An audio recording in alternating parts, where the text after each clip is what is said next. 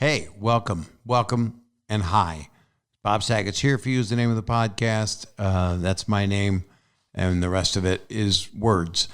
This is, I said I was going to say this, but I'm saying it. I don't like doing it, but I can't help it. I love this guy so much. It's Ben Folds.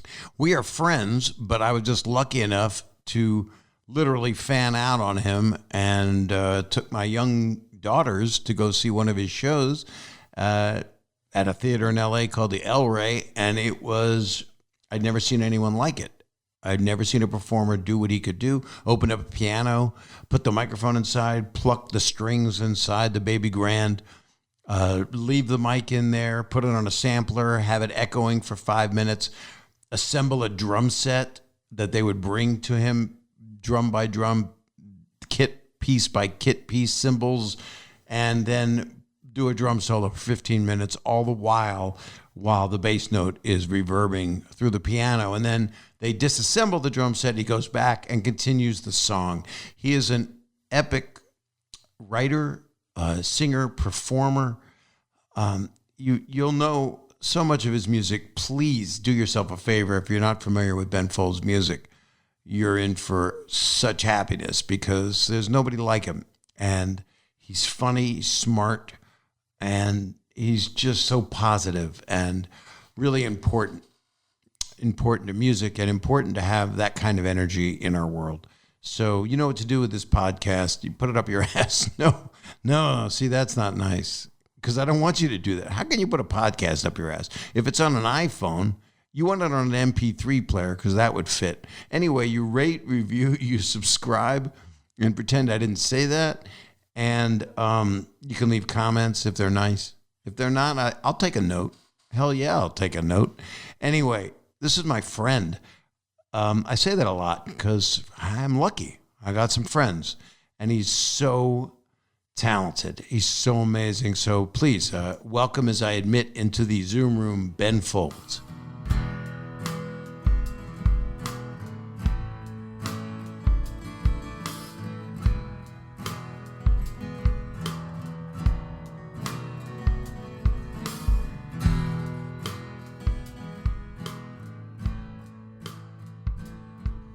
Oh, my grandmother. How are you? How's it going, man? I'm okay now that I'm seeing you. Looking good. You're looking good. Look at you and your voluminous, amazing setup. I can just pull any book off the shelf. That's hilarious. Anybody not watching on YouTube, which you're not, you have to look at this. It's a backdrop. You have a beautiful psych of a library. It's a virtual library. It's a drop cloth. It's virtual, but you can touch it. That's a marriage for some people. Wow, room shots are set. So you're a day ahead of me, and you always have been. Yeah. I'm in the future. Oh, my grandmother. I miss you so much. Yeah, I miss you too, man. Miss our scotches. Oh, man. We could even publicize the restaurant because it's closed, R&D. It's closed. It's closed. It's going to open again, but we would sit there and not really eat fries. Yeah, you sent fries around the restaurant for your crazy friends. Yeah, who was that cat? There was a guy. You guys were sending back and forth massive loads of fries. That was Jerry Zucker, the director of Airplane and Ghost. And he actually, one time I was sitting there and a French fry hit me in the head, and it was him. He was throwing. He's a grown man, but again, he did. What are you going to do? Naked Gun and Airplane. You expect the man to throw French fries at your head.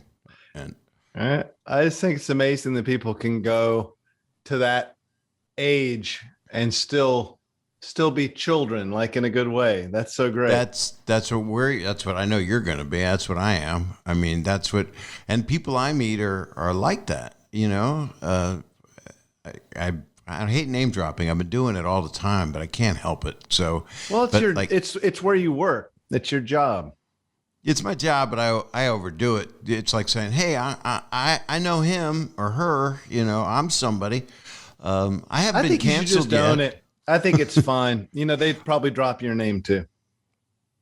I think so recently. I mean, Eric Idle is a friend, Monty Python, great, and amazing musician as well. Wrote Spamalot, the music with. I didn't know that. Yeah, with, God, I don't want to get the wrong name, but oh my God, I do this all the time when I can't drop a name. That's when you forget them. Yeah, that's bad. But the biggest name I have is you, Ben. That's maybe there's a saying in this: there's better to have dropped and forgotten than to have never dropped. Right. Some people, we want to see them drop and be forgotten. Thank you. I'm gonna need loud rim shots this whole time. Is that really loud? No, it's not loud enough. Oh, yeah. If you're gonna do them, you gotta. Let me turn this up. Then I had this ready for you. I thought that was pretty clever. No, you know what? I can't turn it up anymore. It's already. It's fine. It's up. It doesn't matter. You know what? I hear them anyway after everything I say. That I don't hear voices, but I hear rim shots all day long. Do you hear applause when you do your laundry or do something basic that seems just as important as the thing that you did on stage? Oh, everything. The toilet, sex. I can increase. I have a potentiometer. Nobody knows what that is, I don't think, but it's a Radio Shack device, but that's gone. Radio Shack's gone. But COVID didn't cause it. Nobody needed diodes anymore. Man, I was bummed about that. I love walking around. In fact, in upstate New York, where we were before here, the last one in all of New York State was still down the road. So I just went and walked around it like an old man all the time. It makes me feel good. I love Radio Shack. I'm so bummed. I loved it. I built stuff. Did you build stuff? No, I never did. I just, I like to put together, I mean, in a way, I guess I did, in that I like to wire together stuff about my stereo or musical equipment. And so going in there and you're like, wow, that could come in handy one day. That's a this to this to this, and just to have it. So I bought everything in the shop, and it's in storage now somewhere in Nashville, Tennessee. So your life is in storage in New York as well, or is it Nashville where most of the storage? All down to Nashville. Yeah. Yeah. And people don't know that you own the Capitol Records studio there for a while? It was RCA Studio A. This is why I don't fact check, because this way I can come off incredible. Rim shot, please. Oh, thanks. I don't fact check. It was the RCA recording studio. Yeah, I mean, we can check Snopes, but I think that it was 15 years. I had the RCA A room, and interestingly, because the owners of that, they were the people who, like Chet Atkins' estate and Owen Bradley, and like absolute legends of country music that made the business there. Their estates still owned the place, and I was renting it, and they always had the plan to demolish it, to sell it and demolish it. Something about being the people that made all the history in there, they didn't see it as important as it actually was. So I found myself sort of oddly publicly embattled with these legends to save the studio that they built, because they wanted to mow it down. So for 15 years, when I was in there, they really discouraged my talking about its historic value, because they wanted people to forget about that. It was kind of bizarre, but I love the place. It's not like the current cancel history politics. It's why would they want you to cancel the music that was so legendary and the people that made it? Well, it's complicated, but the simple answer is that their estates, their grandchildren, great grandchildren, they wanted them to be set, for life. They wanted them to have money, and there was more money to be made by selling that studio, letting it be demolished, and then they could erect a massive condominium complex, which is what they were trying to do. My argument was that it was of more value to Nashville and music history in general to have this place, still there so that people could record in it, see it. And we had a solution to purchase it through some, it's a long story, but it's right. Basically what I get out of it now is that, I always tried to see their side. I mean, because basically you have the legends of country music trying to wipe out their legacy, building there this to make money studio. So they could it's one of the biggest studios in the world. And then this little fella here trying to save it. But they felt like the music was what was important and not the building. Right. Yeah. And you loved recording there, right? I loved recording there. And I also just think that they don't make studios like that anymore. And so many of them were torn down. People will travel the world to record in it. And it also provides, it's a landmark in a place like Nashville, which is supposed to be Music City, not Condo City. It's there because of that. They can build the condos 2 doors down. I mean, they don't have to wipe that place out. Interestingly, after we sort of, won this and the National Trust that puts together the list of important architecture in the country made it on their list of like 10. So it's an important piece of architecture. And the reason it stands out is because it's terrible architecture. It wasn't saved on basis of its importance as a piece of, brick bullshit. It's because of the human beings that inhabited it that made it great. So that's why it's on the list.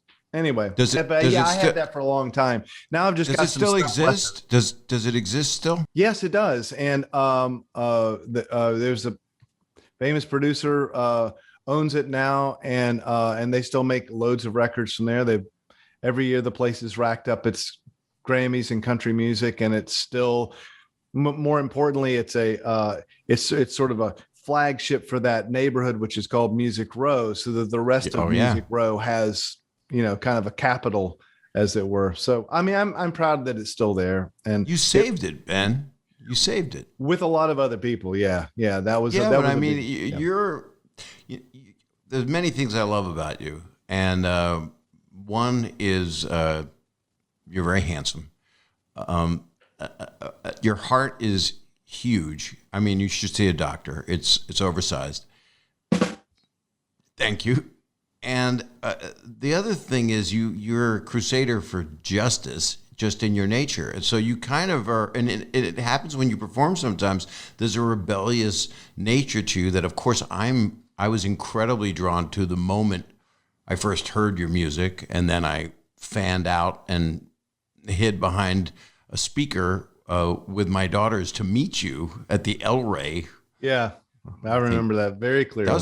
That's now a long time ago. It's so long ago. It's weird. It's like 20 years ago. It's 20 years ago. And Brick was the theme song of my divorce. And it was obviously the song today is pretty relevant, actually. It's not a song that would get canceled, I don't think, because it's so heartfelt, difficult, if people understand it. I don't think people understand sarcasm or some viewpoints of stories anymore, which is, I don't want to see that happen. Yeah, I mean, I think there's the same. I mean, I think when we make a statement or make art or anything that has nuance, subtlety, we've always known it was going to be misunderstood by a certain number of people. I just think now that number is pretty loud, and there's no proper court for it, which I think is too bad, because I do think sometimes maybe it is worth talking about, you shouldn't have said that, or that's not nice. I mean, that's fine. It's just, I think I object to the meanness and the lock and step of some of the court that you see sometimes. But it doesn't hurt my feelings that something would be misinterpreted. It always bothers me that if we say something that has absolutely no mean intention at all, I would rather be kindly corrected and pointed out that but it's at the end of the day, I think we're heading to a good place. It's just unfortunately there's collateral damage in that some people's careers in the entertainment business have probably been hurt. But if at the end of the day, we're in a kinder community in 20 years, maybe we'll just kind of bow down to those people and say, thank you for your sacrifice and service. Now there's more understanding out there, but I'm all for team understanding. And I've been wrong many times in the way I've said things or what I've said. And I'm happy to rethink it.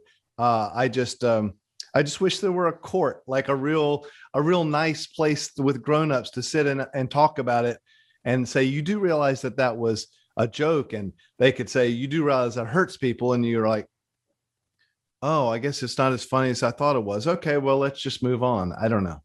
Right. And it's subjective because some people still find it funny, and then some people take it the wrong way. Yeah. You know, it's like the old Archie Bunker story Norman Lear tells, which is some people loved his viewpoint of bigotry and his anger and the way he treated his wife, diminishing, and other people got the purpose of Archie, that he was a very, though funny and really an incredible presence, and Carol O'Connor did things to it that no one else could have. He was so good that you loved him, and yet, as Norman would say, he was a sad character. He felt bad for Archie because he didn't see the light. So he was hitting both sides of the world with that character, which is what great art is. When you're able to somehow, you're not fooling people, they're just interpreting it for how they want to receive it. Yeah. But I have to think that show would do well now, too. It has been when they do the live ones on ABC that Jimmy Kimmel's been producing with Norman. But you've been out of the country, so you've missed some of this stuff. Now, how long have you been in Australia? A year. Yeah. And you have been performing there. You've been able recently to perform again, right? Yeah, just played the 6 shows that were canceled, since we were talking about canceling. By the way, I don't really, I think just to button that other conversation, I don't really think I yet have even a position. I don't understand the word, the cancel culture stuff. I'm just kind of glad people are that we're evolving, and I'm sad that we're fighting. That's basically it.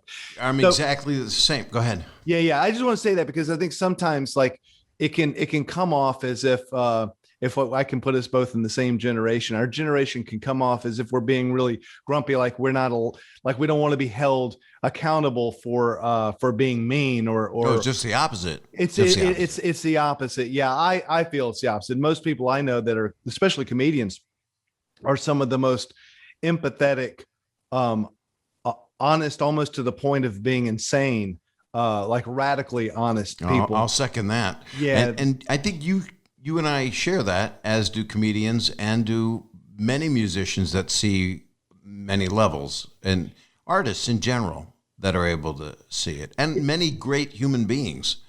But yeah, because the things that you think and feel don't work if you've just concocted them out of nothing. And that's why I think, music and comedy especially. I mean, I don't know what it is about comedy, but there's something about comedy. If something isn't real, it's just not funny. Like stuff that people come up cook out of nothing isn't funny. And music that is just completely contrived and cooked out of nothing is also not that moving. So and it's number one. Well, yeah, then there's that too. Yeah. Well, you're one of the most talented people that I've ever known. Oh.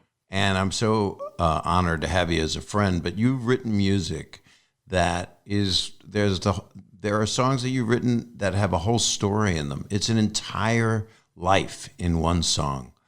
And what I love so much about you that inspires me is you continue to grow and change, and you don't want to be the same thing. I'm still upset that it took me a year to realize that there weren't 5 people in Ben Folds 5. Sorry. What was the reason? I know by popular demand, people want to know that haven't read everything like I have. Why did you decide that 3 gentlemen would be 5? We just were having a hard time coming up with a name for the band, and we had a gig.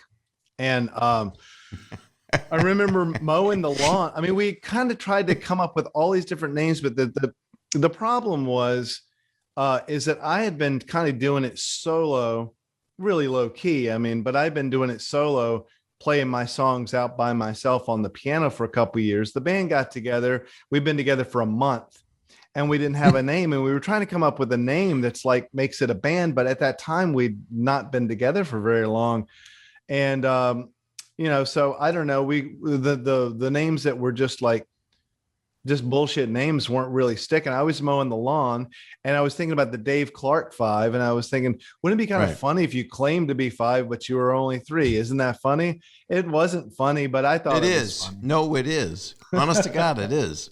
I used to say it's because we had the strength of five men, but I don't know. I'm thinking of changing my name to Bob Saget's. The Bob Sagets. The Bobs. the Bob Sagets.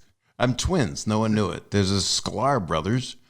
Smothers Brothers. S is an avenue I don't need to go down. The Bob Saget brothers. That's it. I mean, I've been trying to do stuff with you too. I've been trying to annoy you and collaborate with you on things. And you even at one point wanted me to come down to Nashville, and you said, "Let's get you in there. You write comedy songs." Yeah.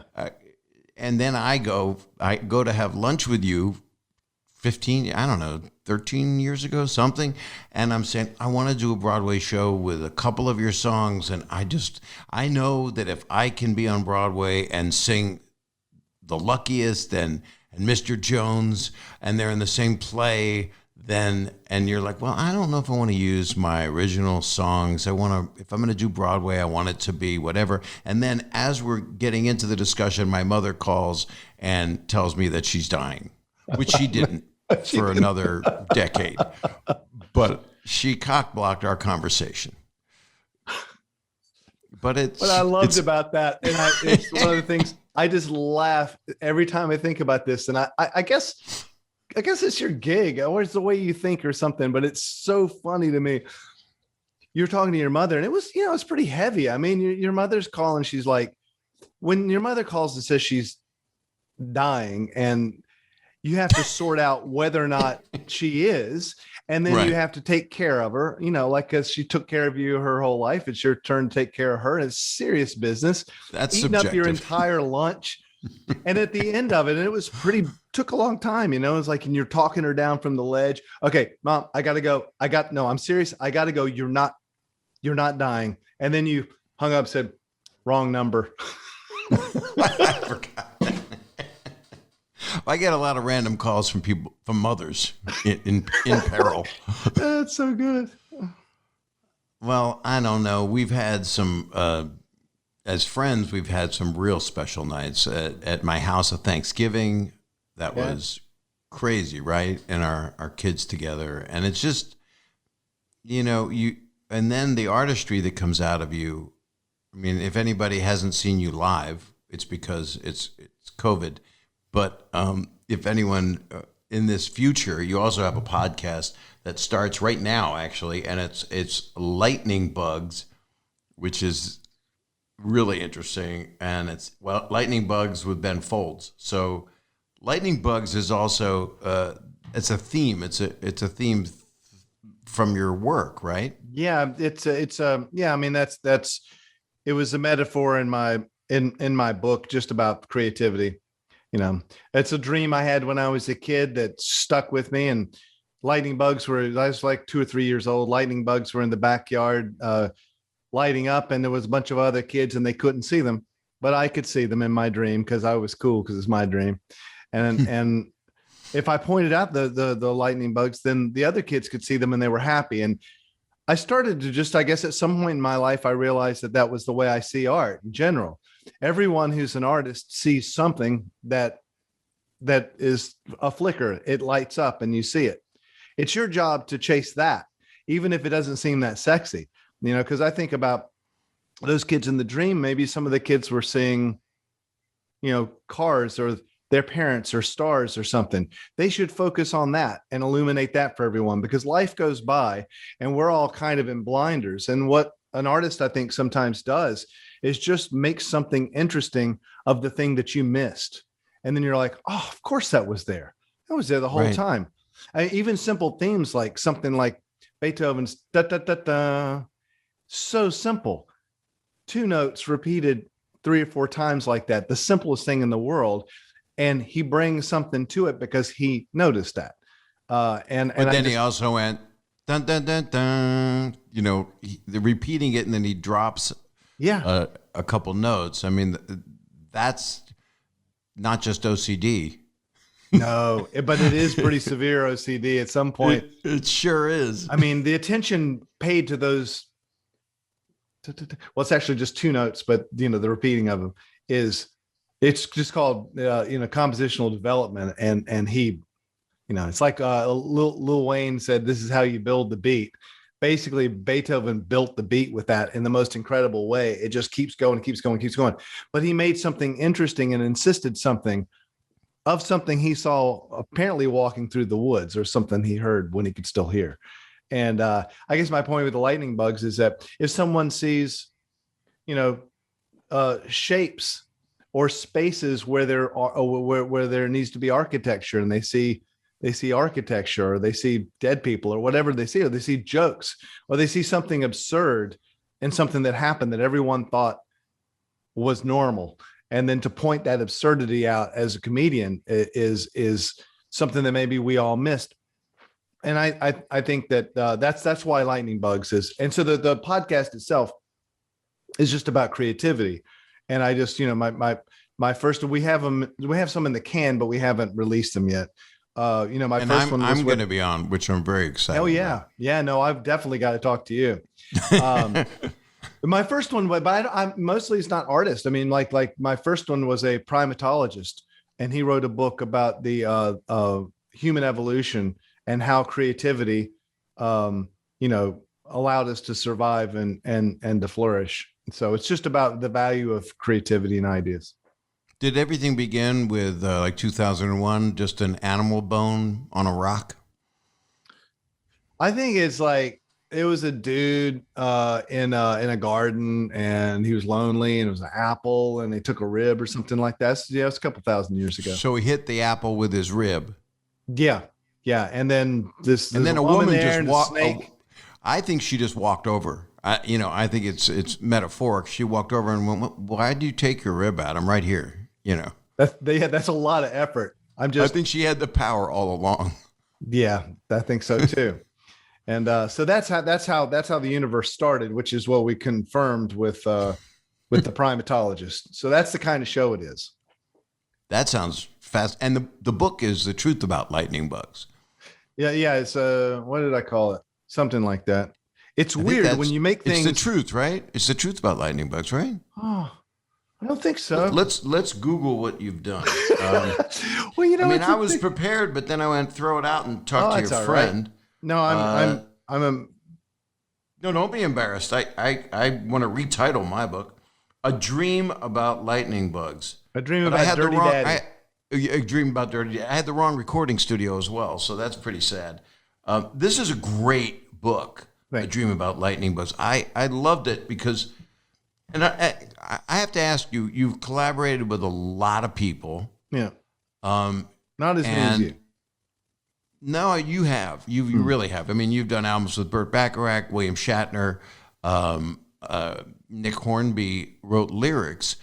From working with Nick Hornby, did that inspire you? Who of course, a lot of people need to read Nick Hornby about a boy and genius. And that album stands out for me of yours as well. I like that one too. Thank you.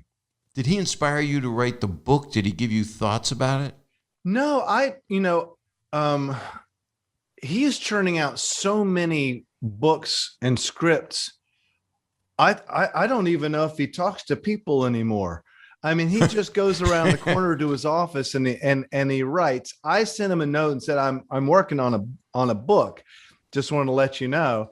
And he wrote back and goes, "Oh, that's great. What is it?" I said, it's that typical shit. It's a story of my life, And I said, I'm sitting somewhere, right, 140,000 words. And I think that's too much. And he wrote back, "I've never written a book more than 75,000 words. That's too many words." Yes. That's the only thing I got. But he's exactly right. Like that's That's Right. It too much wasn't like the writing. governor in Amadeus, Jeffrey Jones, who said it's too many notes. Too many notes. Right. You know, someone like Nick, he writes an email. It's always got like about 6 words because he knows how to use them. And then my responses to him are always 5 paragraphs because he's Mr. Literary, and I guess I'm trying to impress him. Which is a funny thing. Like, and we all do it like between our different jobs in the entertainment industry. I've noticed it must be annoying to be a comedian and have people try to be funny to you on your off time.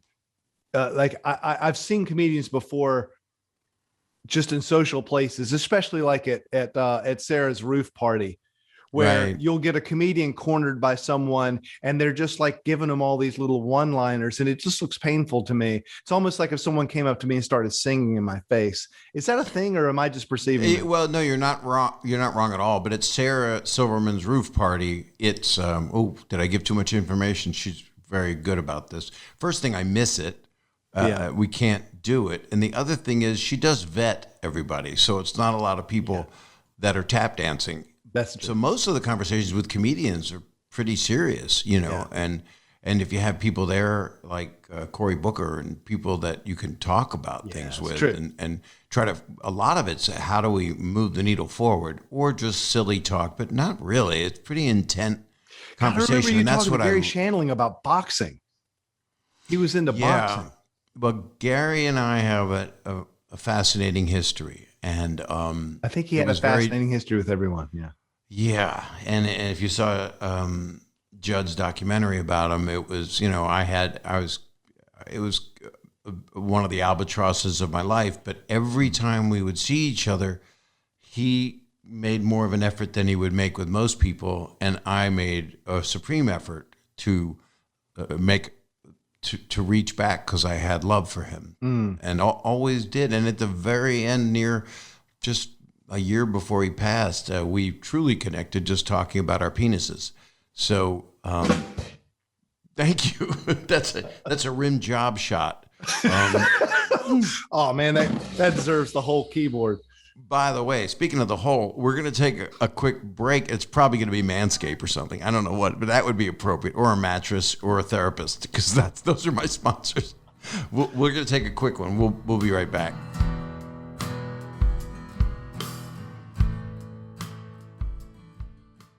All right, life is hard enough, isn't it? And people aren't their right mind right now, and you can get help. And I've been lucky enough to be able to have therapy over the years, but I've had people in my life that I've lost to mental health. And I have people that I love who have problems with it, and friends. We all know somebody who can't deal with just day-to-day life, and you can get help, and you can get it through a really good service, and it's online, and it's called BetterHelp. So I want to know what interferes with your happiness. Think about it, Is something preventing you from achieving your goals? Is it someone that said things to you? Is it someone that ridiculed you? Are you being bullied? Are you not being empowered? Are people not perceiving you properly? You can work on that with someone who's a professional. And BetterHelp will assess your needs and match you with your own licensed professional therapist. Connect in a safe and private environment online. It's so convenient, you can start communicating in under 48 hours. This is not a crisis line. It's not self-help. It is professional counseling done securely online. You could send a message to your counselor anytime. You'll get timely and thoughtful responses. Plus, you can schedule weekly video or phone sessions, all without ever having to sit in an uncomfortable waiting room. BetterHelp is committed to facilitating great therapeutic matches, so they make it easy and free to change counselors if needed. It's more affordable than traditional offline counseling, and financial aid is available. The service is available for clients worldwide. You can find the particular expertise you need online. Don't limit yourself to the counselors located near you. Licensed professional counselors who are specialized in depression, stress, anxiety, relationships, sleeping, trauma, anger, family conflicts, LGBT matters, grief, self-esteem, and anything you share is confidential. It is convenient, professional, affordable, and just check out the testimonials posted daily on their site. This is not a crisis line. In fact, so many people have been using BetterHelp that they are recruiting additional counselors in all 50 states. So listen up here. I want you to start living a happier life today. And as a listener, you'll get 10% off your first month by visiting BetterHelp, our sponsor, at betterhelp.com/Bob. That is BetterHelp, H-E-L-P. So it's betterhelp.com/Bob. Join over 1 million people who have taken charge of their mental health. Again, that's BetterHelp, HELP.com/Bob. Thank you, and be well. But every album you have has a few songs that speak to me, and I wonder if they speak to you. Belinda on the Nick Hornby album, was that a precious, because it's a story about being on an airplane and meeting someone. Yeah. Did that song speak out, or is it amongst the others? That was a really interesting one. I think Nick and I talked about that song more than any of them. And in fact, in the liner notes, after having a really long, I wouldn't call it a debate, but we didn't quite agree on it for a long time. And so I sent him this email, and the email he suggested we put it in the liner notes because he thought it was interesting. But Nick saw, these were his lyrics. So all the songs that are on that album, he wrote the lyrics, and I pretty much didn't touch them. Sometimes I would change a syllable or something, but I wanted to leave them as they were and then just make music to exactly what they were. Meaning if he had too many syllables somewhere, it was my job to make sure that it still worked, and for the listeners, they should know that Nick wrote all the lyrics on this album, and you wrote all the music. And so you would wait to get emails from him with the lyrics, which is a very unusual process, I think, except for Paul Anka writing the lyrics for My Way. Is that the way that happened? It was a French song and written by a French musicologist, dermatologist. Really? I don't. It was written by a French musician, and he gave it to Paul, and Paul wrote those lyrics. I don't know if they were French lyrics. I assume they were, but transposing into English that works is a completely different world if you want it to rhyme. Yeah, well, that's a whole other thing. I've had my songs in different languages, and you just don't, if you don't speak the language, you have no idea what someone's done with the translation. But Nick wrote the words, then I wrote the music to it. Sort of was an Elton John, Bernie Taupin model. Bernie would give him the lyrics and he'd write the music to it. And, when I was a kid and Elton was having the sort of golden era of his, first part of his career, he'd made so many records, like 2 or 3 a year, that I could go to a yard sale, buy a stack of them that I'd never heard before, and go home and write songs to the lyrics before I heard his version. So I sort of went to school on that way of thinking, and I always wanted to write music to someone's lyrics like that. And nobody better than Nick Hornby, because he and I both share sort of the love of a character and an implied story in a song. And it was really, really interesting. Belinda, Nick felt that he was interested in this character that he created that was a rock star who had one hit, and the one hit was called Belinda. And he was still singing it in his fat ass, shaking his ass in leather pants 25, 30 years later to the same sad audience, pointing the mic out so they could sing it. But because he'd screwed up that relationship so badly by leaving her for a young flight attendant, right. That's all he could think about. So while the audience is singing, Belinda, I love you, and they're all into it, he's in the back of his mind, he's changed the words to show his regret for the situation. And what I told Nick was that when I write a song and play it for an audience, I'm not thinking about the lyrics anymore. Like, that's a romanticized version. And so we talked a lot about that scenario. Like, I didn't feel that was that realistic. Once he talked me into it, I'm like, okay, that's good. I can see that. Let's go with that because that is a good movie. I get it. That's good. Then my problem was he needed me to just quote the song Belinda. So there's a fictional song called Belinda by this fictional pop star that is so huge that 25, 30 years later, he still has to sing it. I'm supposed to write a song where I just quote a song that's so good that everyone has heard it for 30 years. So then my next problem is that I had to quote that chorus in the first verse because he says every night about this time, he has to sing Belinda. And then he quotes the song, Belinda, I love you, I need you, and all this stuff. Mm-hmm. When you quote your chorus in the verse, you've given away the chorus. I don't know if most people would follow that. Right. But the verse is building to the chorus, and the chorus is where everyone goes, yay, we're at the chorus. You don't give away the chorus any more than you give away the punchline and step on your joke before you start the joke. So I really had to work hard on that song. Ultimately, what I did was I weakened the theme of Belinda, the chorus, in its quote in the verse by putting it on a weak chord and a weak beat. That way you get a sense that it's coming, but it's weak. And then by the time it comes in the chorus, I delayed that by 2 beats, having 2 extra beats in the pre-chorus so that the chorus would hit at a time that you didn't expect. And that's the only thing I could do to strengthen. You would understand, like delivering jokes, that obviously timing is everything. And that's what I did. So anyway, that's what I think about when I think about it. But that chorus is, no matter what you do, you accomplished it. You can't get it out of your head.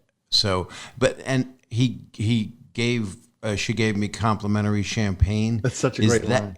Right? Is that part of, are you getting back to reality, or is that still part of the chorus of the hit within the song? I think that's his reimagining of his own song. The original song said something insipid like, Belinda, I love you, I need you. Then Nick's character has added a dimension where he's thinking up new lyrics. And the new lyrics are, she had big breasts. She was really nice. She didn't have kids. She gave me complimentary champagne on the flight. That's what the audience is not hearing, that he's hearing in his head. And he's telling himself, I'm so stupid and so vapid that was what I valued over Belinda. And so he's just self-lacerating the whole time through the chorus while the audience is singing the other one. So, Nick is he's a novelist and a screenwriter. He's kind of like Dickens. I mean, his characters are so thick and there's so many of them, and he's so good at inhabiting them. So yeah. And in a song, that's so much information. I mean, you can tell because I've pontificated about it now. I even have questions about it. I know. Still. And it's crazy because that's what a song does. A song, you should accomplish that in 3.5 minutes.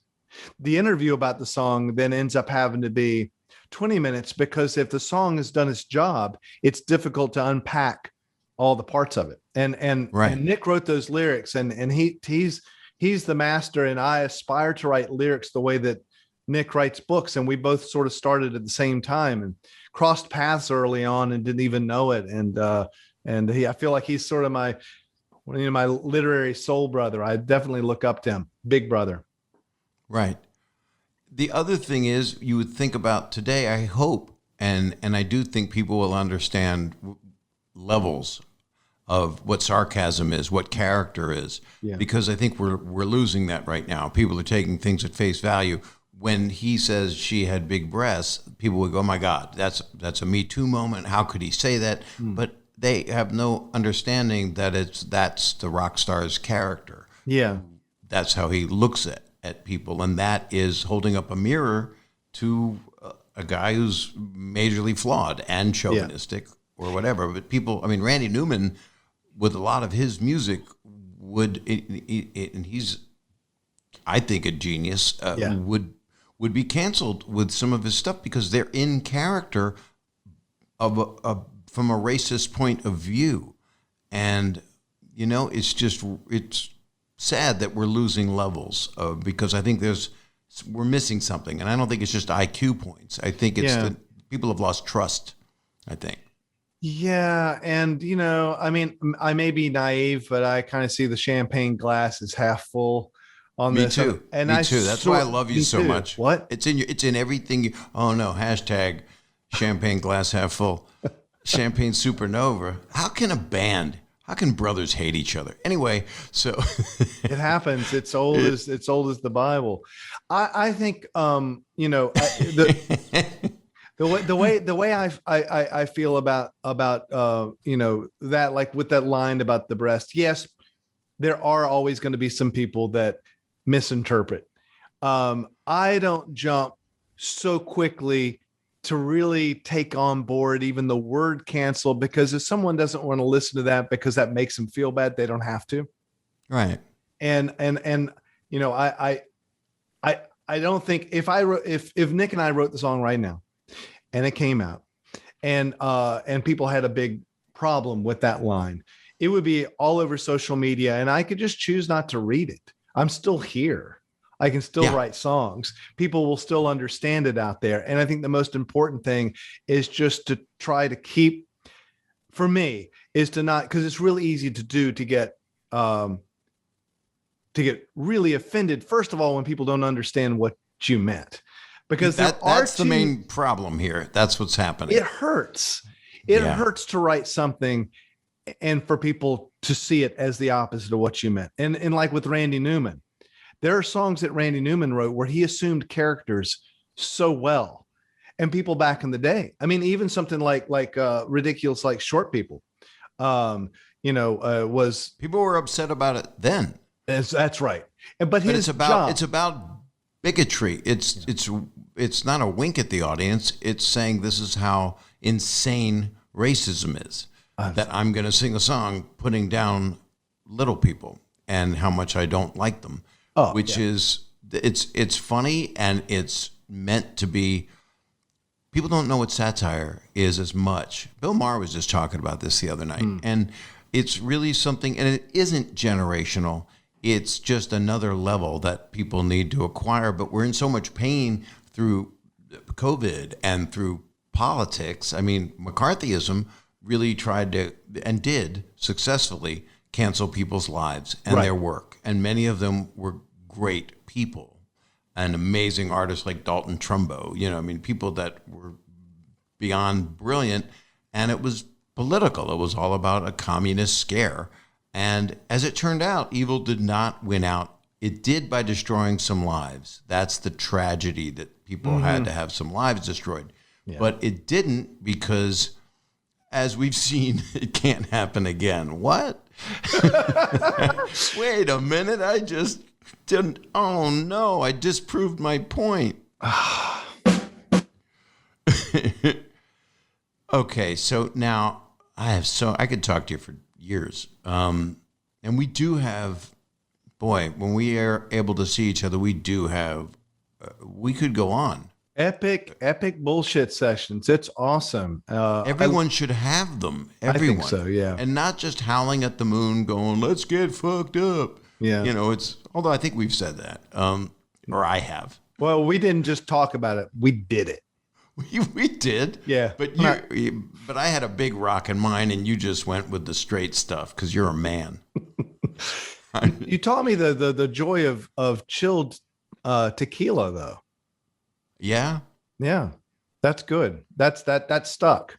That's what I was on the Scotch for so long. Right. And then it's funny. I don't know. I guess everyone's got their trajectory. My life and my adult life went from beer to gin. I was on gin for a long time. Can't stand the gin. Yeah, you like you'll do vodka gin martini, right? Martini. Yeah. I do the Jewish James Bond because it goes on forever. The order doesn't stop. I'll have it, hashtag stupid cold, That's right. Be sure that you made sure that they tumbled it or something and then no fingerprints left on the bartender. It has no identity anymore. penguins, dead penguins. And Slow. at the end of it, you were like, and the TV is just on up there and they're showing wrestling and there are two guys with their faces in each other's crotches. No one's watching that. Could you just turn it off? I remember you asking them that before. And I was like, he's got a point. No one in here is watching that. It's just sort of subliminally in your head that you're like, I'm talking to my friend. And for some reason, I'm now having the vision of faces and crotches. It just doesn't make any sense. Well, that's where I miss MTV, because you can watch MTV with the sound off, right, and the imagery is just kind of cool, unless it's like devil worship. It's kind of like, it's fine. And I think they're actually bringing the real world back with the original cast, so I can't wait to miss that. But people are excited. I was always into the Weather Channel. I mean, yep, that's something you can just kind of watch mindlessly, like tennis. And it doesn't. Tennis is good, but now everything's so competitive. Even weather's competitive. Different people go, well, I disagree. I think this cold front's coming in. They're very challenging now. There should be a weather debate channel, because they never really know what's going to happen. I'm not sure, but I think it does seem like people can't get off of the competition, the team stuff right now at all. Yeah, I think that is something I was noticing the other day, that I had seen nothing come through the headlines that didn't involve, like, it just made me want to ask them, what are you doing?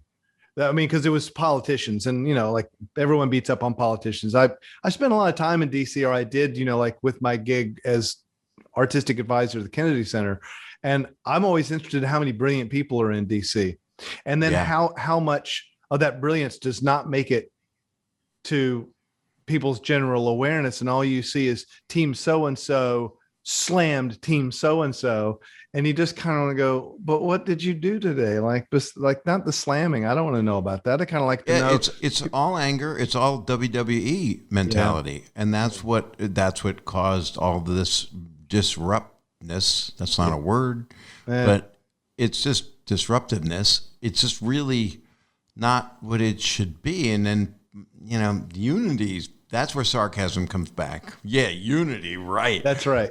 Suddenly everyone's a satirist. Suddenly, unity. If he wanted unity, he'd just agree with everybody. What about 6 months ago when they wanted unity? Well, they can't have it now. It is childish. Hey, does it seem, I mean, I'm over here and you're there. Mazel tov. Does it feel like a little more optimistic? I mean, like, what's your actual, forget even the headlines or anything, just sitting in your chair where you are, do you feel a little more optimistic than you did? I'm trying to, and it seems to be going that way, even though, what just transpired, what's going to transpire tomorrow, what we see next week, they're selling the news like cigarettes, it's just, and yet you're looking for truth. And what's frustrating is the non-truth continues. And then where is the truth? And Jack Nicholson said it, you can't handle the truth, in A Few Good Men. But and that's what we're looking for, is a few good men and women. They're there. So I'm optimistic in that I just want justice. I want Superman's values, truth, justice, and the American way. But the whole world doesn't need to be the American way, because we certainly have not perfected it. I don't know. I just think it's weird that that the world of politics has to now be so entertainment based, and so just it seems like it should be boring. I mean, it should just be it should just be administrative stuff.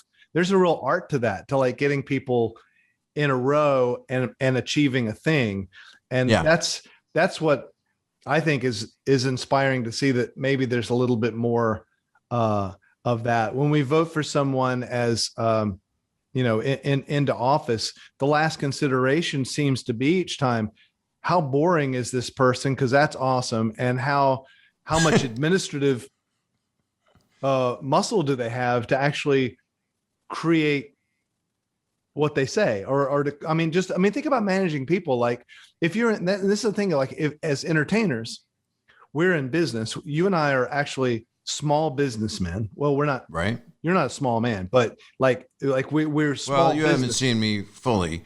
Here's it. Go back to small business because I was going to do a dick joke. I don't want to do it. No. Here's what sarcasm should be. I have a huge penis.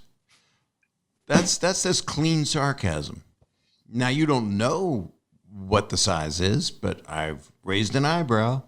Yeah, that's good. Please continue back to our small businesses. Yeah, we're small businessmen, and as a small businessman, this is because I think there's the little Hollywood elite kind of narrative, which is just boring. Yeah. People who are in the entertainment business, most are small cottage industry businesses. So you have to hire an assistant the same way as if you started a liquor store, you would have to hire people to work for you. They fill out I-90 whatever forms, and you have to NDAs. make sure they have to sign NDAs. All the NDAs, absolutely. They have to keep their fucking mouth shut. Or else. They don't fucking listen. No, they don't listen. They all ask for it too. But you know, that's the soundbite. We're in trouble already. We're in trouble before. Yeah. I wanted to bring that up too, but go ahead. Yeah. We have the assistant. We have the people that work for us on behalf of us. So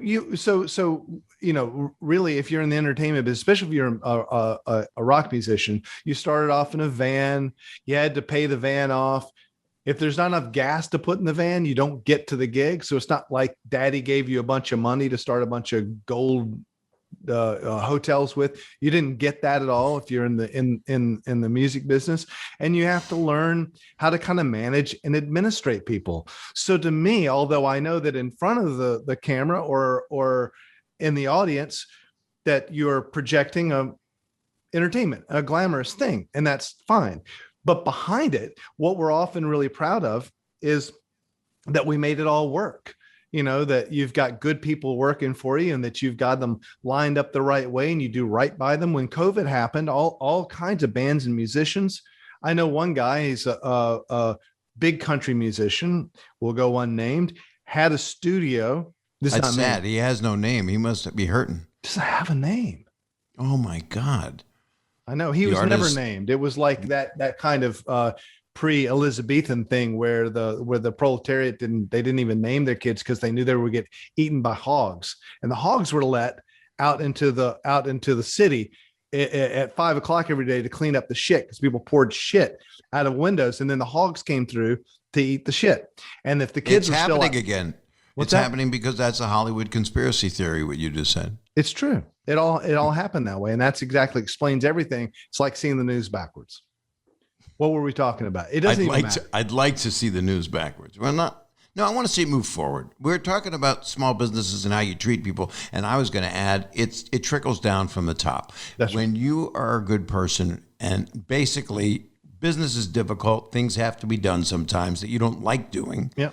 But if you treat people well, and when you see companies run that way, you treat people as kind as you can and expect the most out of them. You know, You can't tolerate inefficiency, and you can't have someone you can't trust. Yeah. But to be able to have it trickle down from you and be positive, everybody's growing. Everybody's winning from this. And I think, and then you give it to the audience. I'm able to perform and do what I want to do because I've taken care of the stuff that would be bullshit. Yeah. And those people have taken care of you, which is a small business. And if you got someone, like no one would want to really hear this interview out of either one of us, and we spend a couple moments on it and move on. But if someone began to interview you about how you put your people together, your business together, the tough times, the good times, the bad employee, the great employee, people that saved your life, it would be a long, long interview that you would be passionate about, because we spend so much of our time doing exactly what everyone else does. And I think that it does everyone a terrible disservice to have this sort of Hollywood, the politicizing of an industry.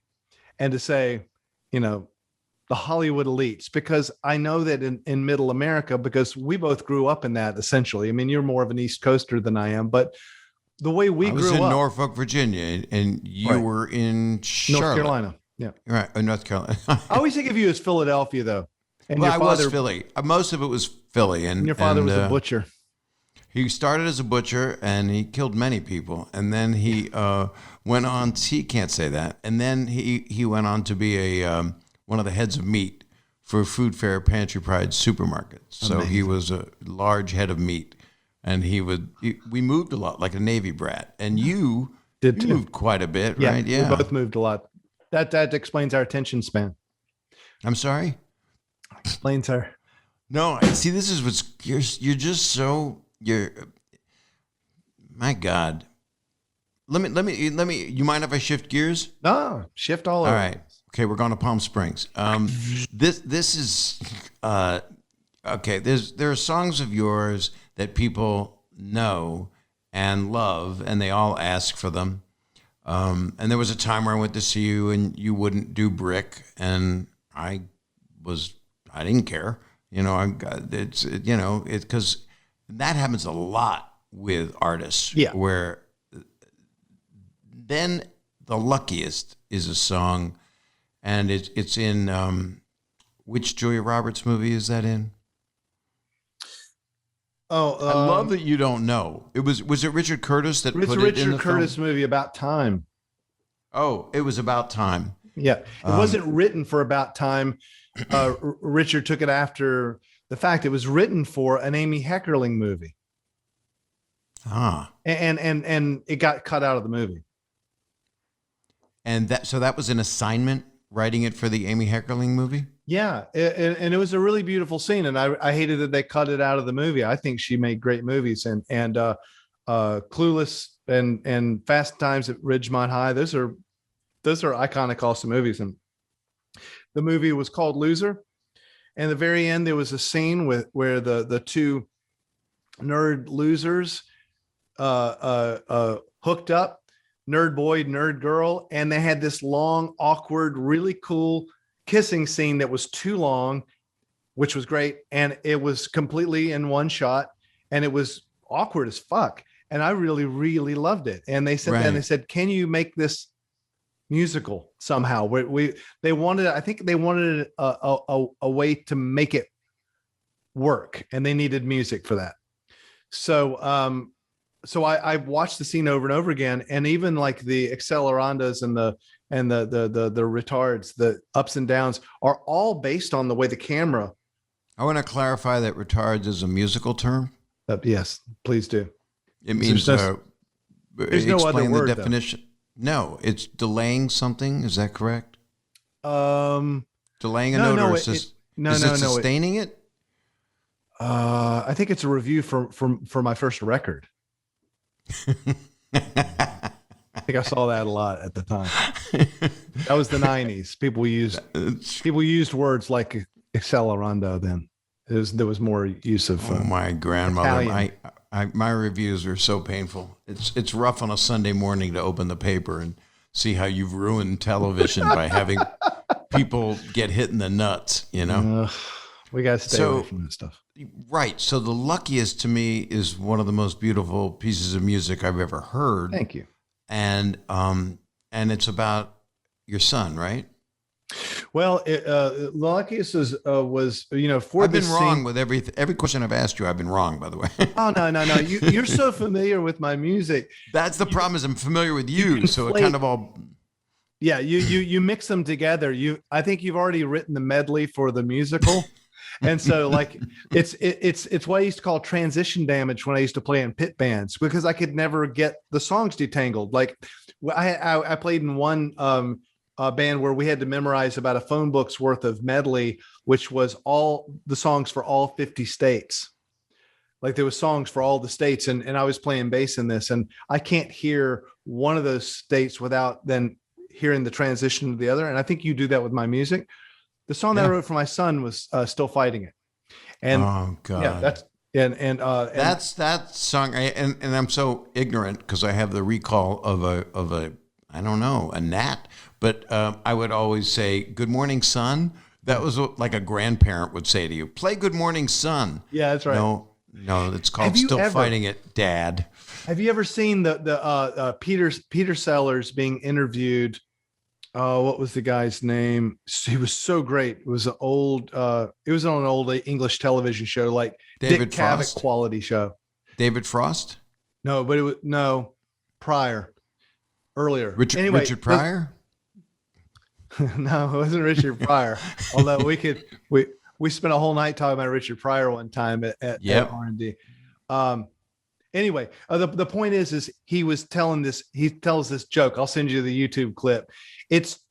I so miss that kind of humor. It's so good. He talks forever about a guy trying to request a song of a piano player, and he keeps saying, "Oh," and I'll tell the joke terribly, but you'll get it. Just insert Peter Sellers timing in it. And he keeps saying, "Oh, no, play that song. I want you to play that song. That's what you are. That's what you are. Don't you know that?" And the piano player's like, "I have no idea what you're talking about." He goes, No. That's what you are. And the guy goes, "Could you just sing a couple bars of it?" And he goes, "Unforgettable." That's what, and that's the joke. And it's so good. I love that shit. Because that is really incredibly in your face. Yeah. And it's the class and the and the guy has no art in his bones that's asking the question, sort of, and right. And he's just treating the piano player like he's his jukebox bitch. And there's just something really funny about them going through the whole evening, and finally it's just that the guy just kind of gets the name of the song wrong. I just like that. And there's nothing about that line by itself that has anything to do with the song. It's so unartful. I love it. I had the pleasure of being on stage with you at the Wiltern Theater, and that's a song that can't be sung, I don't think, although it was written by Dr. Dre and Snoop, and I think one other artist, I'm not sure. 10 other. There were so many people in the room for that. It's a real collab. Rap music sometimes is just like that. Like you'll see like 10 names on it, especially with all these the Dr. Dre stuff is so awesomely communal. It's like, I got a line. Okay, right. You can be in the song too. Oh, we'll call your publisher. But that particular song, Bitches Ain't Shit. Bitches Ain't Shit cannot be done today. Can you do that in concert now? I don't do it in concert. And the reason I don't kind of at this point sort of predates people's obsession with the canceling. And it just really was because I put this in my book as well. I just stopped playing it because I think partially I was set off by something Dave Chappelle said in an interview about a decade ago when he decided not to do his show anymore. They offered him $1 gazillion to continue that show, and he didn't do it. And he said that a lot of the jokes that he was making were jokes that came from, they're slightly sarcastic, coming from a white point of view, showing the absurdity the same ways Randy Newman would do by saying, he's taken a position, and he would look out and some of the white people in the audience were laughing a little too hard. And he felt like he's riding that line. Can't you ride the line with me? Do you have to take that? If he's going to be the white-black supremacist, the black-white supremacist, can people not understand it for what it is and not go as far? And I thought about that song a little bit and how sometimes I would play the song and look out at sort of white frat boys enjoying it for kind of the wrong reason. And then if there are any non-white people in my audience, which I'm always so happy to see, I felt that they were made to feel strange because everyone is singing, ironically, this Dr. Dre song a little too hard and a little too loud. And it just, I think where I draw the line for myself is if something that I'm doing is making someone feel bad about who they are, then I begin to question it. And although the song, when it came out, was not read that way as much, when that song came out, audiences were mixed more. it wasn't as divided, and a lot of people from all walks of life would look up at the stage, laughing, smiling, and saying, "Yeah, we get it." Fast forward about 7 or 8 years, and as things become more politically divided, more socially divided, and that may be necessary. Like I don't know. Yeah, I mean, the title alone is not a nice mantra. It's awful. You know, No, it's right? terrible. And there's an insecurity in it also in the lyrics, the original lyrics of the author is saying that the protagonist of the piece because he's trying to make himself feel better because he's been betrayed or whatever. Yeah. But that's where chauvinism and misogyny comes from. It comes from anger of how you've been treated by women. So it's so complex that that's not what the song's supposed to be. It's supposed to be a rap song that you get involved with. I thought that the lyrics always sounded like they came from a damaged person. Yeah. So if you're going to take an empathetic view of a very misogynist lyric for a moment, and that's not something that people have the tolerance for in general, but let's just say that you can go there for a minute and say, how is this young man so damaged? Bitches ain't shit. Like seriously, like why? But then he admits now she's taking me to court. Yeah. And absolutely. I mean, what's the line that follows that? What's the line that follows that? Is something for your ass? What is that? That's some real conversation for your ass. Exactly. Yeah. So he's gonna get scolded. Yeah. For what he's done in court. Oh, he's gonna get raked over the coals. At the same time, he's being a dick. He's being a dick, maybe because he got out of jail and his best friend is sleeping with his girlfriend, and that hurts.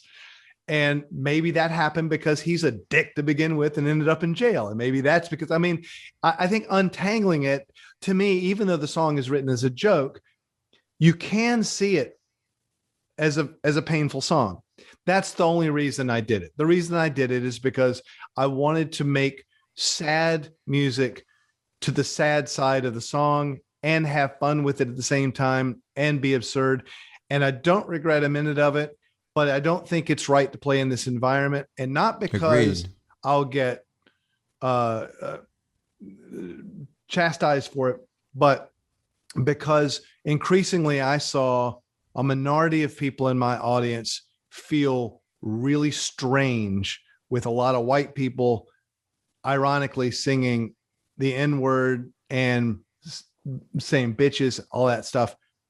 So at the end of the day, do I want to, as a musician that's supposed to be the art form that unifies people, do I want to be on stage playing a song that's making someone potentially feel bad about themselves? And I just think it's just like Brick. There's no hit that I've ever had that's so important that I have to play it every night. So I stopped playing it because I don't want to make people feel bad about themselves. If someone chooses to feel bad about themselves, especially on someone else's behalf, that's their business. Then it's kind of like, fuck you. You can't take a joke. Fuck you. That's the way I feel about that. But if it's someone who actually, it's really hitting at their insecurities, or it's hitting at the differences, or it makes them feel apart from the rest of the audience, then fuck me. Then at that point, I shouldn't be doing it anymore. I don't do the song anymore. I asked my record label to take it down off the platforms, which they gladly did. I don't want to cancel the song. I don't want to say it never exists. I just don't want to support it personally myself. It's out there. It's history. Someday when things change, maybe it'll be viewed differently. I found my audience as being overwhelmingly understanding, empathetic to both sides of that cause. I found nothing but I've made a little statement. I put it out there. It was a little tiny thing. It wasn't a big deal.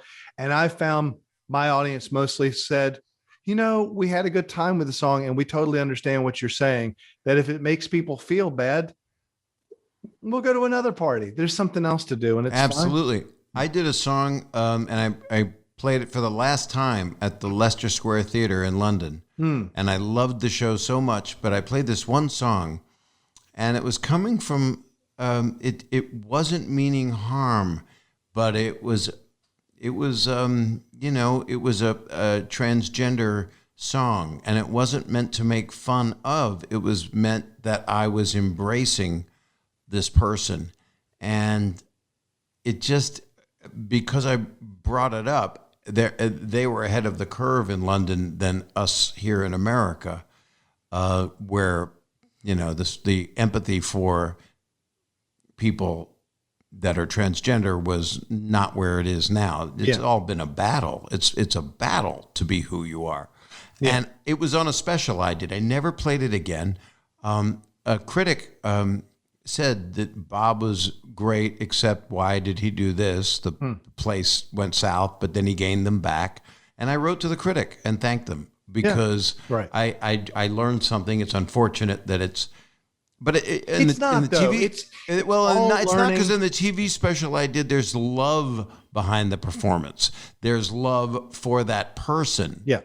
And our relationship didn't work out. But, there's so many things that you look at my comedy, how people were mad at me because I went from Family Dad in their minds to a guy that just went back to the roots of his original comedy. Yeah, you were filthy from the day you were born. I wasn't that filthy. In fact, Dice called me and said, Saget, you didn't used to say fuck as much. That's my word.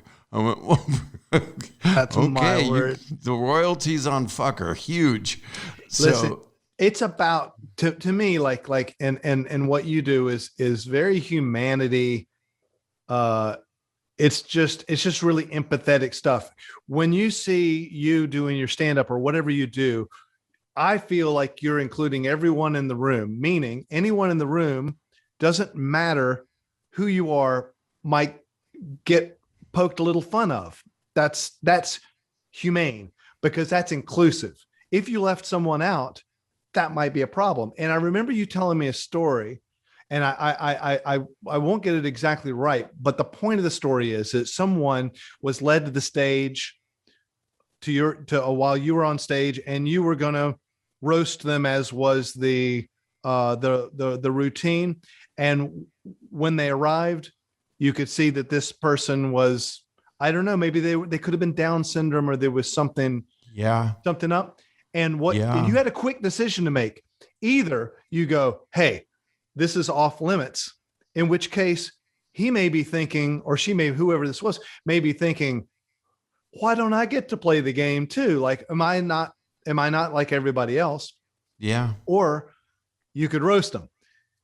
The visual, the optic of Bob Saget roasting someone who was challenged in any way could be deadly. At the same time, you didn't want to leave the person out, and you opted to go ahead and let them have it, which I think is beautiful. That's what they wanted. We share that when we're doing something. I think there's no way, with the exception of a piece of material that I shouldn't have done here or there, but there's no way it will fail, because I put the humanity first. So that's how, when someone heckles you and tells you, which doesn't happen that often to me. I don't bomb. I have some nights that are not as much fun, but it's pretty much amazing for me, like it is for you. It's like, they call it a date. It's like a date. You just want it to go well. Yeah, it's what I do for, over 40 years of phlegm. And what happened in that instance was, a guy was talking to me the whole time, and he was a big fan, and he was yelling out, I love you, Danny. And I would go like, well, that's the Full House character. I would go, that's right. You stay away from DJ, and that's my daughter, Candace, on the show. And it kept going, because he was such a fan. He just kept yelling stuff. So I brought him up, and he was a very tall man who was mentally challenged, and which meant, to be honest, sweeter than most people that exist. That's right. That's my profiling of mentally challenged people. Yeah. They are the sweetest, most wonderful people. Most musicians, yeah.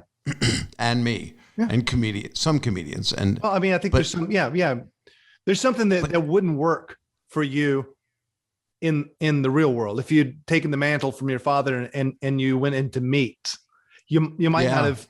It might not have worked out for you. You might have let them down. Like not sure how. You're very functional, but it might be difficult. Yeah, to continue. So there's empathy in that way, because it's just, everyone's on a spectrum of something, and you recognize that. discourse with an audience in between songs is almost like, you know, Bruce Springsteen will spend 6 minutes on the prelude to a song, and it'll be serious. You know, sometimes it'll be comedic, but most of the time, and it's always been, and this is what we lived for, and we never thought we'd get out of Jersey, and then he would sing a song like Jungle Land.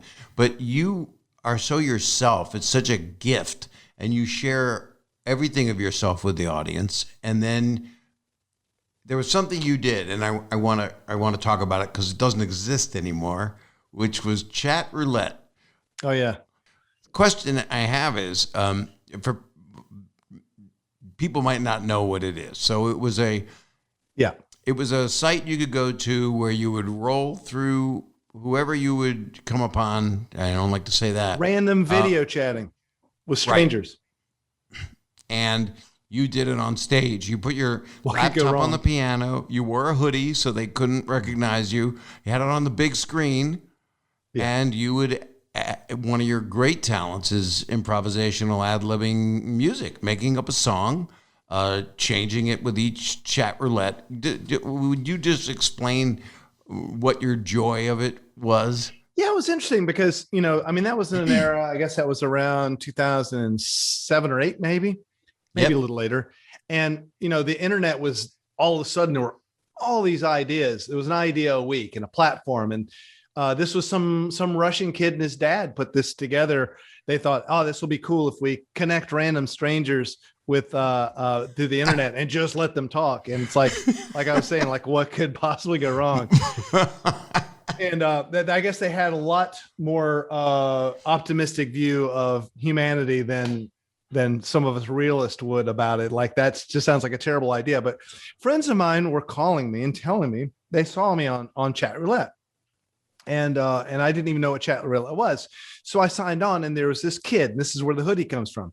There's this kid who looked a lot like me, who had a hoodie on, and he was playing improvised songs for people on ChatRoulette, and they loved it. Now, part of the reason that it took off was because people thought it was me, and more people knew of me than the kid who was in his dorm, which makes sense because I have a public job. So people thought it was me. And so what I decided to do was confuse it further by actually doing it myself. What I wanted to show you was, and so this, when you do my podcast, you'll know what you're in for. Every one of my guests, I have them give me an idea or a snippet of a song that they want to write, and then I finish using their audio, then I make a song out of it, which is a little bit like ChatRoulette in a way, which is why I thought to show you this. Right. So this is Augustine Fuentes, who is an anthropologist, and he worked with orangutans and macaque monkeys. And who hasn't? And you know, I worked with an orangutan once.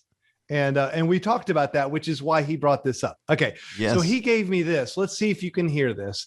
Should come off. So he's given me a voice note, and I've made this out of it. So you'll hear what's going on. Hi, Ben. This is Augustine. So we're talking about orangutans, and you asked for a little thing for a page. Remind me back to the late 80s when I was actually doing work with orangutans in southern Borneo. And there was this one young orangutan named Nancy who used to come up and hang out and always make the following noises, and we would all snap our fingers to her noises. So it was something like this.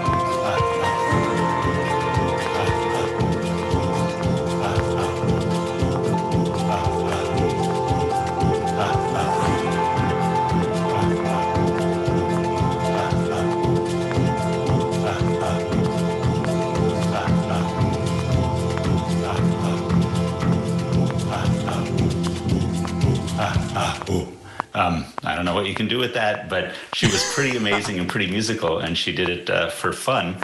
So that was pretty cool. Something that just came to mind. Hope all is well. It was a great chat with you. Thanks. Bye-bye.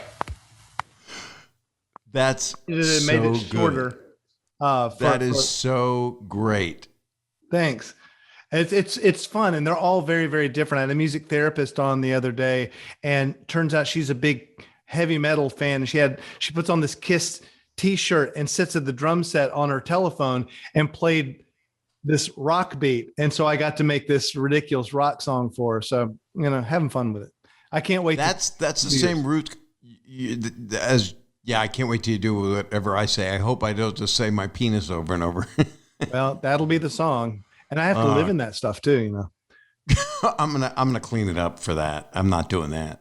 But that is like the chat roulette premise, where you see a guy sitting on the toilet. That's when you had to stop, right? Where people were like masturbating and stuff, right? Yeah. So, I took this onto stage when the kid had been doing it. It wasn't a kid. He was like graduated from college, but he'd been doing it with his hoodie. His name was Merton, and he was doing it on chat roulette, and it was taking off as a viral thing. Part of the thing was, is this folds? Because people thought it was.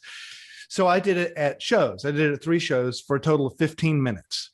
The only thing that we edited out were when guys pulled their dicks out, because for some reason, that's just what happened.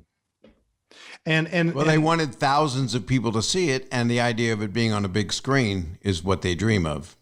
That they hit total jackpot there. What I did at the shows is I knew nice that phrasing. there was going to be a lot of dong. So I told the audience, I know when you come to my shows and you bring your kids, you expect to hear a couple fucks and shits. And so we're cool with that. But what you don't expect is to see some guy pulling his private parts out. So I'm going to warn you now, if you have kids and you take them out, because this is going to happen. I can't stop it. So I give them a couple songs and they take their kids out. And then we turn on the massive screen behind the piano, and I just wait to see what comes up. And people would come on. One guy came on in Viking horns, drinking tequila. And it wasn't the Capitol guy, the shaman guy. This was years ago. And then there was a guy who was sitting on the John, Anyway, so I just sang songs for these people. And then that went rather viral on the internet. And since then, there's a whole art form to it. I mean, people write songs to viral videos and make them musical. There's one guy that I'm a big fan of who does this at home on his piano, and I think he's a genius. And it's done now. But this was early on the internet, so people have forgotten about it. It's so funny that the roots of what you do end up being utilized again. It's the nature of the conversation on the internet. And I'm sure this has happened to you too, but it occurred to me, a friend of mine sent me a video that was absolutely absurd that had about 100 views. Funniest thing I'd ever seen. It was like 2008 or 9 or something. So I just put it out on Twitter and I said, this shit is funny. And I put it out there and it took off a little bit. When the video took off, it was like, Fold sent you. Awesome. Then about 3 days later, it was on, I don't know, Ellen show or something like that. It had gotten to that point. Then everyone was like, tell them Ellen sent you. And everyone forgot that I had sent it. And that actually is the nature of viral videos, is someone of note picks it up and they're like, I'm the guy that moment. And 10 minutes later, someone bigger picks it up until finally it's on the major channels. And that's how viral videos work. And I've been involved in a lot of stuff that ends up going to the top of the chain, but I was way down at the bottom of the chain when it went out. It's so funny. I'll be looking at stuff on Instagram and somebody will put something out and it'll go viral and I'll go, holy shit. I ran that on ABC in literally 1990. Yeah. I mean, that's the tape. It's literally the same tape. Same tape. Yeah. Yeah. And they'll go, isn't this? And it's like, it's so weird. I saw someone tweet last night, writing is rewriting, and that it was a younger writer. And then David Israel, a writer friend of mine, wrote, that was first written by William Goldman, a long time ago, who wrote one of the definitive books on screenwriting. But I'm sure someone else said that. I mean, maybe Shakespeare said it, Yeah. I just want to catch up real quick because that's what we do. when a thing winds down, which I don't want it to, but it has to. Maybe we'll do this, just have a FaceTime and have a celebratory, some kind of chilled and non-chilled tequila or something. Maybe. I don't know. That'd be fun. We'll see. I'll Zoom you from rehab. But my question is, so you have been able to tour in Australia. Now, you guys were on serious lockdown, which I don't think the U.S. would have put up with, which is curfews. I talked to Hamish and Andy, and they were like, no, 8 o'clock, it's closed. Yeah. So what was it like, and how did the numbers come down so you could get out? Yeah, well, I mean, in Australia now, if there is one case in a state, they shut the borders, they go into a little bit of a lockdown, and I think people in America might have a hard time understanding why. But it's easy. It's easy because one case turns into 5, turns into 100, turns into, and they lock it down so quickly. But we have a third of the country that doesn't think it exists or will harm them. Yeah, I mean, it's really, it's absolutely it's sad. Sad. That's absolutely horrible. Yeah. The truth is now in Australia, I can tour with orchestras. I played a few gigs. We estimated I played for about 12,000 people, and came home. And it was awesome. And the reason that they can do that here is because I think a couple reasons, but one of the major reasons is they've taken care of the public. And they have shown that care by having broad shoulders. And even, like, not everyone's going to like it, but they had the political willpower to take care of the whole population. Everyone's constantly bitching over here. They don't like being shut down, or some people think they hate it. Understandably, it's terrible. Of course, fucking sucks.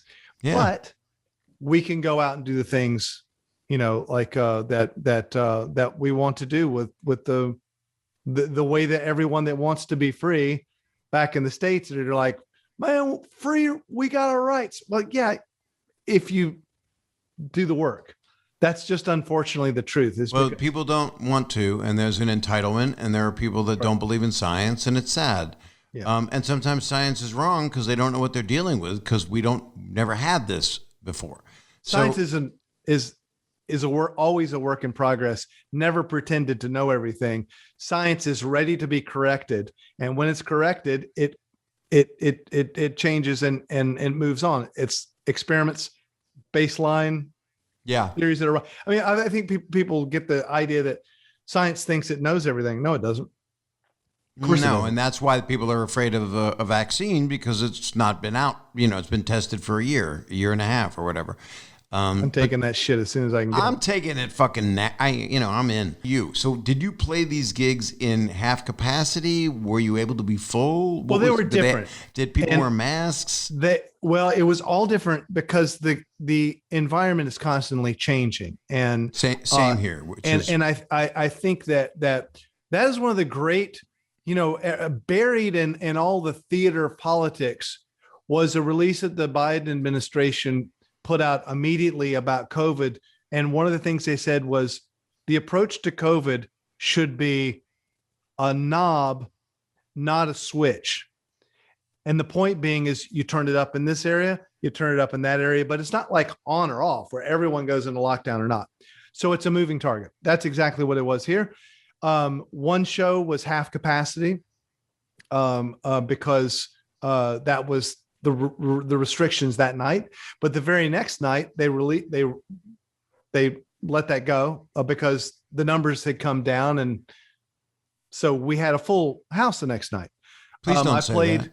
2 shows that were like at a 5,000 seater place where they were allowed to put 2,500 in. So we did that.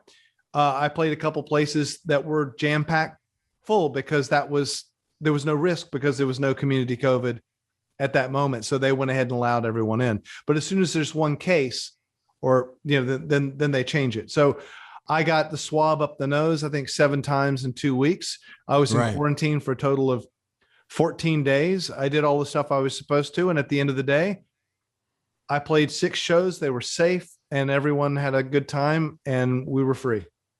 And did you play the Opera House while you were on this one? I didn't play the Opera House on this one. This tour, I didn't, because the Sydney Opera House is the venue that I have played the most in my entire career, believe it or not. Even and it's more one of the than most beautiful structures that exists. Love it. Love playing there. It's so cool. They don't think it sounds good. I think it sounds good. But no, I didn't do that. I played what's Town Hall in Sydney. Right. But I've got, I'm going to play some wineries coming up. I'm playing an outdoor event in a couple of weeks here in New South Wales. So, they're pretty much back up and going here for the moment. The Melbourne, the Australian Open, the tennis went on. Then they had some community cases and they had to send the crowds home, which is sad, but it's still going and you see it on TV. They're just doing the best they can. Everyone's doing the best they can. Yeah. Are you working in new music on these shows? No, it's weird. I've concentrated on my interviewing people for the podcast. And then every guest that comes on, I do a song like I just showed you. And that takes 2 or 3 days. And I'm really into that. Like I've really been into writing these songs. I guess I should. I was working on 2 songs that I need to finish. One of them was a response to that really great pop song. I can't remember what her name was, but it's huge. It's by a new artist called Driver's License. Do you know it? Yeah, I do. And I'm writing it from the point of view of the parents of the boy who broke up with her, about how she never thanked them when she came over for dinner. They didn't even know she could talk, didn't know she had a record deal. And she kept driving by in her dad's Prius and stalking their son. And I've got the parents arguing where the mother doesn't think it's fair that the father's being that mean about the girl's song. And ultimately I decided that the father would ask for a favor that their son plays guitar. Could he please play on her next record? And then I've got another song I was working on called, by the way, that one is Olivia Rodrigo. Yeah. And she's great. Yeah. Man, what a great song. She really is. And it's about something too, which is great. About something. And it's so solidly from a perspective, and it's such classic songwriting that I really felt like I wanted to write an old fashioned rebuttal like the other side, because as a parent of both a daughter and a son, both of them had these situations where they have a breakup and there's a little bit of teenage stalking and a little bit of drama that you want to tell them, this is not the end of the world, kids. Right. Welcome. It's going to be a lot of these. It's so many more. So when I hear the song, I feel so much for the little girl and her perspective. And I also think she says, I've never felt like this in my life. You just got your driver's license. Yeah. And it makes me really sad. So I wanted to write this. But that doesn't make it any less real or dramatic for them. And it's new. So the dramas, barring people that have been through extreme horrible situations, the drama's real. It's a major thing, the driver's license. Totally. Yeah. And also you get so jaded at our age that it's easy to write it off. So what I wanted to do was take the perspective of the father who's like, my son broke up with you because you were crazy. You were acting crazy. And my son had to change all his classes to avoid your friends. And can he play guitar in your band? Cause I love that song. I don't know. I just, so I'm working on that. And the other one, I'm sorry, I cut you off. What was the other song? The other song is called But Wait, There's More, because I'm so sick of but waiting that there's more about the political landscape. And it seems like one big infomercial where it's like you sign off for the night. I wake up in the morning. It's my morning here. The whole day has happened for you. And I'm scared to death about what's happened. And I hate that I'm led on by this thread. And it's kind of like there was an insurrection, but wait. There's more. So I've got this song and I can't get past the phrase. I've got this music, but I can't fill in the blanks right now. And so I'm finding it a real difficult song to write. Well, you've got all the time because there's more. There's always more. There's going to be a lot more. And hopefully, I keep calling it failing upward is what we're going to do. And learn from these mistakes. I just want truth. I don't like people telling me that a table is pair of underpants. You know, I know. Reality is reality.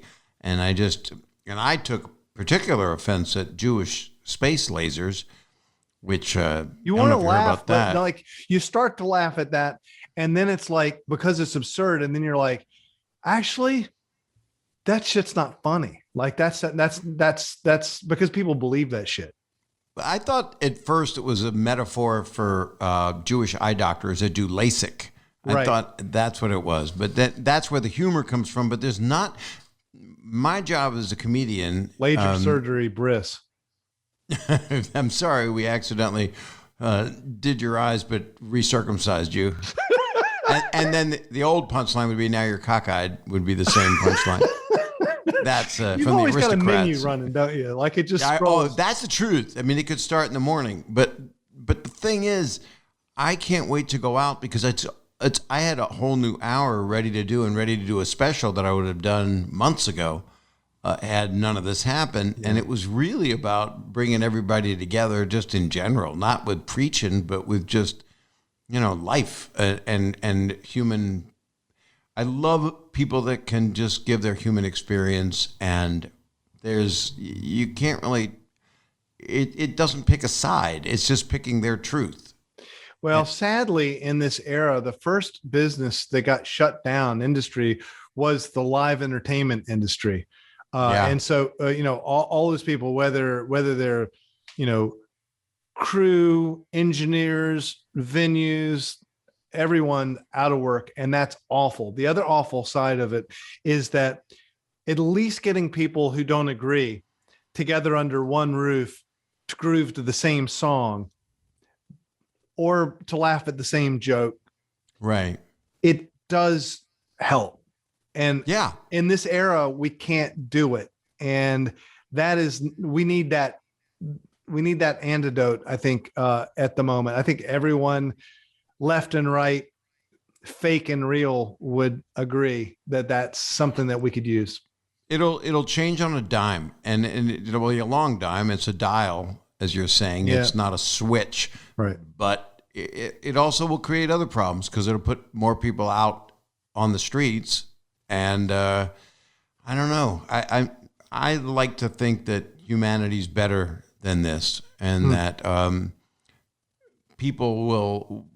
that evil will not win. That evil does not win. And ignorance and anger, that creates evil. Kind of. I guess. I don't know. It certainly it enables it, because a lot of good people believe stuff that is, channeled to them through infomercials, essentially. And I mean, I know people from high school that believe the craziest of the, of the crazy stuff. I remember them as good people, and I think that they're trying to do the right thing. But like you say, unless you can just lay the facts out and you can agree on the facts. I did a song for the Washington Post now about 3 years ago as a project for the Post, and at the center of it was, if you can't agree on what facts are, you're fucked. And that's where we're at. And I talked to a friend yesterday in the hospital back east in I think New Jersey, and he has COVID, and he is refusing to take the vaccine afterward because he doesn't believe in it. And then I told him some stuff of some of the beliefs that people have, people that I know, friends that I know, like you're saying. And he went, really? And I went, no, this can't be true because, I didn't know that. And it's so, if I can talk to a friend that I care about, that doesn't see reality, or people are jumping on the bus because so many people are on it, they can make a living that way. They can make a media living. And then if it's proven untrue, that affects their media living, because they can't just go and sway back to coming from more of a centrist place. Yeah, they've doubled down. So you can't go back, I'm going to be more centrist. A few people have done it. There's a couple of people that were far on the right that are more, and there's people that were far on the left, and they're trying to be more in the middle, because I think we desperately need a common ground. And I think music can do it, and I think comedy can do it, and great movies and television and all that junk that we need so bad. And I think we're going to see interesting reflection. Like after the Vietnam War, all those movies in the 60s, they were statements. They were, all those movies coming home. And I mean, The Graduate, Catch-22, all these things came at a time where everything had just, we'd fought a war that we shouldn't have fought. Yeah. And I don't know anybody that thinks we should have fought that war, right? Even people that are warmongers. So, interestingly, next time that this happens, where there's a big disinformation campaign, that will be attacked. Then the Vietnam War will somehow, they'll want to cast that in a positive light, because I didn't think that anyone could ever cast the New Deal in a negative light. Yeah, it saved the country. It was just obviously the thing that you should do, but now it's been vilified in retrospect because they had to, in order to combat the possibility that, God forbid, we might do a new Deal. I know, but it's going to get better, and we can contribute our magic sprinkles. You certainly do. I mean, there's angels in the air when you perform. There are. I mean, in the Luckiest, that chorus of singers, that choir in the background, and even on stage, the lighting reflected it. But I mean, it's angelic, and you're able to play waltzes, rock and roll. I mean, grunge, classical. I mean, you're an anomaly, and I treasure your talent and even more your friendship. Oh, then thank you. But if you weren't so talented, Ben, I wouldn't want to be friends with you. Not much else left. Yeah, I'm just a talent fucker, and that's it. Now I can't wait to be on your podcast. I'm going to text you, and we're going to figure out a tequila time that works for both of us. That'd be wonderful. At some point, one of us is going to be waking up. So it's a day of drinking. I got used to drinking in the morning at the first bit of being here, simply because I wanted to be on the same page with people I was talking to back home. It's weird to wake up and start drinking, but it's kind of, why not? Well, I'll catch you. Maybe after the podcast when I do yours. Yeah. Then we'll catch up for real. Then we'll say what we really think. You're right. Yeah. It's going to be even more adoring and positive for the human condition. Yeah. We got to edit out some of that positivity. It's suspicious. I think it is. I think it's just satire, what we were doing when we speak nicely. Yeah. Fuck them all. Yeah, right. Yeah. As if. Yeah. Well, Ben, thank you. Give my love to everybody. I will do. And you as well. I will. Catch your ass on the flip side, man. On the flip side, catch my ass. Yeah. Thanks, Ben. I love that man so much. If you, for any reason, have not heard Ben Folds, I think you have if you're watching and listening. If you're listening to this right now, you know who Ben Folds is. He's just incredible in so many ways. Listen to all of his albums. Go through, get on, Spotify, iTunes, and just take it in, because you're in for a treat. I've done that before in my life. It's like binging a TV show you never watched, and you go, oh my God, I got 9 years to watch of Homeland. What a gift. Lightning Bugs with Ben Folds is his new podcast, and you definitely want to be listening to that, because you're going to get inside his mind and his talent. So do what you do. Subscribe, rate, review, comment. Don't go too negative, or I'll have to say goodbye to it. I can't. It's too painful. I've worked too hard. I'm trying to be too good a person. Hey, watch out for people that say that. The guy that goes, hey, I'm a good person, that's the guy you don't want to see in an alley. Anyway, sending my best to all of you. You can call me and leave a message, and I'll call audience members sometimes, and I'll post it on Twitter or on Instagram stories, yada, yada. And that's all I got. I'm sending you my best. Thank you so much, and thanks to Ben Folds. And I'll be seeing you, or I'll be hearing you. Or no, it's one way. Damn it. I wish this was an audience. I just had a forum. Oh, wait, that would be a talk show. Anyway, lots of love and health to you guys. Bye.